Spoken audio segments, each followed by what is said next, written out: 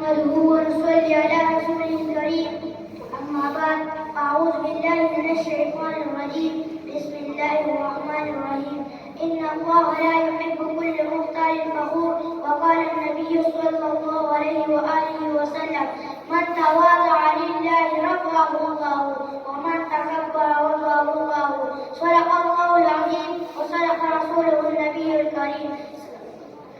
حضرت انسان کا تکبر کتنا تیز ہے، حضرت انسان کا تکبر کتنا تیز ہے. خاک سے پیدا ہوا اور خاک سے پڑے تھے.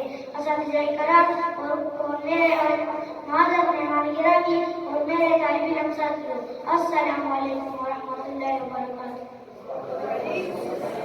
آج میری تقریر کا موضوع ہے تکبر کا انجام. سامعین گرامی، آئیے آپ کو بتاتا ہوں کہ شیطان محمود سے مقبول، منظور سے مردود، مہدی سے مزید، محمود سے محمود اور بلندی سے پست کیسے ہوا.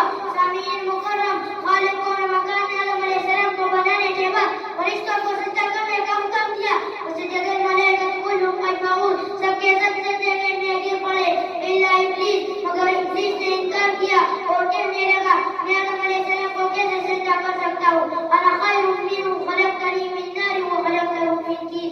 ارے میری پیدائش تو آگ سے ہے اور آدم علیہ السلام کی مٹی سے، اس لیے میں آدم علیہ السلام کو سجدہ نہیں کر سکتا. رب العزت نے ابلیس کے تکبرانہ فلسفے کو سنا تو اس کو مجسم عذاب بنا کر اپنے دربار سے نکال دیا. حالانکہ یہ ابلیس بہت علم والا، بڑی عبادت کرنے والا، مگر ہائے افسوس تکبر و خود پسندی نے سب خوبی اور صفات چنیدہ پر پانی پھیر دیا. اللہ اکبر عبرت کا مقام ہے. سرور عالم صلی اللہ علیہ وآلہ وسلم نے فرمایا: من تواضع للہ رفعہ اللہ ومن تکبر وضعہ اللہ. جو اللہ تعالیٰ کے لیے عاجزی اور پستی کو اختیار کرتا ہے، اللہ تعالیٰ اس کو بلند اور بالا کر دیتا ہے، اور جو شخص تکبر اور بڑائی کا راستہ اختیار کرتا ہے، اللہ تعالیٰ اس کو ذلیل و خوار کر دیتا ہے. سامعین محترم، جو شخص اپنی بڑائی دکھلاتا ہے، تکبر کرتا ہے، اپنے آپ کو سب سے اونچا دیکھتا ہے، حقیقت میں ایسا شخص خدائی کا دعویدار بنتا ہے. خدا کی جلال، خدا کی صفت اپنے لیے کہتا ہے. حدیث قدسی میں رب کا فرمان ہے: الکبریاء للہ فمن نازعنی فی رداء قیدہ فی جہنم. یعنی جو شخص کبریائی کو، بڑائی کو، تکبر کو اپنے لیے ثابت کرتا ہے، وہ مجھ سے لگتا ہے اور میری چادر کھینچتا ہے. جو شخص ایسا کرے گا میں اس کو دوزخ میں الٹا کر کے سر کے بل ڈال دوں گا.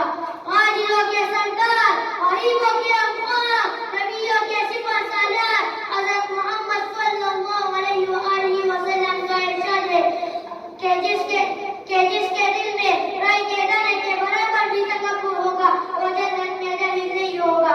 غرور و تکبر سے بچنے کے لیے علماء نے کئی علاج بتلائے ہیں، جن میں سے ایک نہایت آسان علاج سلام میں پیش کرنا ہے.